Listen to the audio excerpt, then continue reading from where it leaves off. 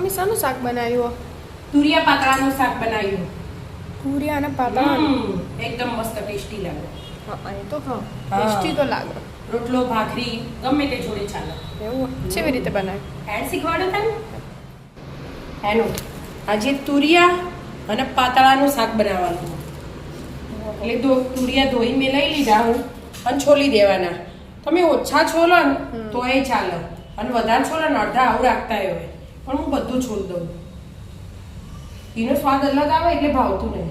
અને તુરિયા ઝીણા ના સમારવાના. આ તો ફટફટ ચડી જાય ને એટલે ફટફટ મોટા મોટા સમાર દેવાના. બસ નીચે પેલા સેપુ હીરા સેપ આવી રીતે આમ ફટફટ સમારાઈ છે.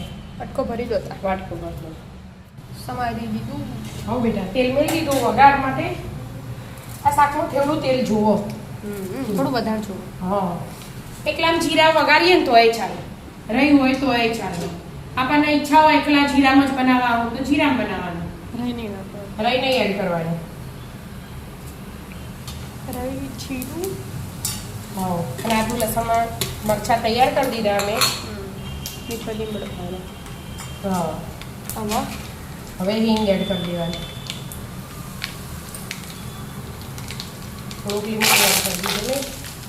લાલ મરચું અને એક તમાલપત્ર. બરાબર. અને વઘારમાં આદુ લસણના મરચાં એડ કરી દીધા. અલગ રાખવું તો અલગ એ રખાય પણ આપણે પારા ખોરીને છોડી દઈએ તો બધું હાથે ખંડાઈ જાય એટલા માટે. હવે સીધા તુરિયા એડ કરી દેવાના તરત જ. બધું હાથે ચડી જાય. અને આ તુરિયા એવા ફટાફટ ચડી જાય ને અંદરથી પાણી છૂટશે. હા એકદમ રસો રસો થઈ જશે. એટલે આ છોડો હવે સીધા પહેલા મસાલા જ કરી દેવાના આપણે. બધું હાથે હાથે ચડે. હા આના આપણે તુરિયાના જ મસાલા કરવાના. પાતળામાં તો એના મસાલા હોય જ. બરાબર. એમાં તો એક્સ્ટ્રા હોય એટલે આપણે આના આ શાકના કરવાના એટલે એકદમ ટેસ્ટ મસ્ત આવે એટલા માટે. મીઠું એડ કરી દીધું. હળદર, લાલ મરચું, ધાણા જીરું હોય ને એ વધારે રાખવાનું.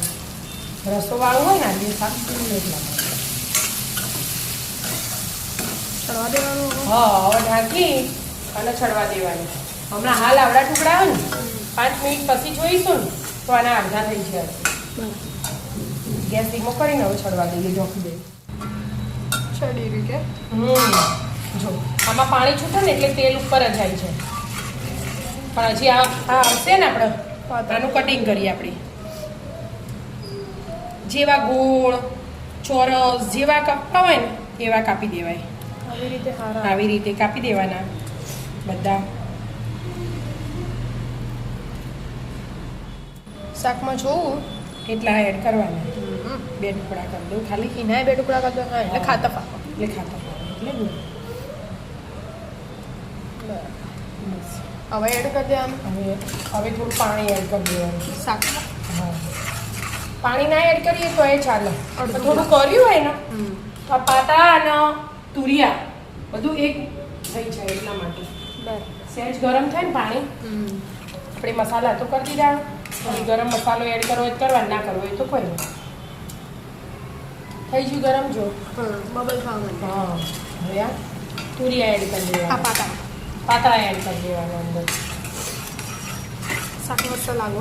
મને ભાવો. બધાને ભાવા છે. રોટલાથી ખવાય, ભાખરી હાથે ખવાય. ભાખરી હાથે ખાવું હોય ને એના હાથે ખવાય. થોડી વાર ચડવા દો. થઈ ગયું હશે મમ્મા? હા બેટા થઈ ગયું જો. પાણી હતું પણ તેલ છૂટી ગયું એટલે થઈ ગયું. બરાબર. પછી તો બધા ચડવા ના હોય. હવે ધાણા એડ કરી દેવાના. અને આપણે લાલ કલરનું શાક બનાવવું હોય ને તો લાલ કલરનું એ બનાવો. અને ગ્રીન કલરનું બનાવો તો ગ્રીન કલરનું બનાવો. તો એકલું લાલ મરચું નાખવાનું. ગ્રીન બનાવો તો એકલું ગ્રીન મરચું નાખવાનું તીખાસ માટે. એટલે જે કલર બનાવો ને એ કલર બનાવો. અને રોટલા હાથે મસ્ત લાગો, રોટલી હાથે મસ્ત લાગો. તો આવી જાઓ મિત્રો, મસ્ત મજાનું તુરિયા પાતળાનું શાક અને ભાખરી ખાવા. રાધે રાધે.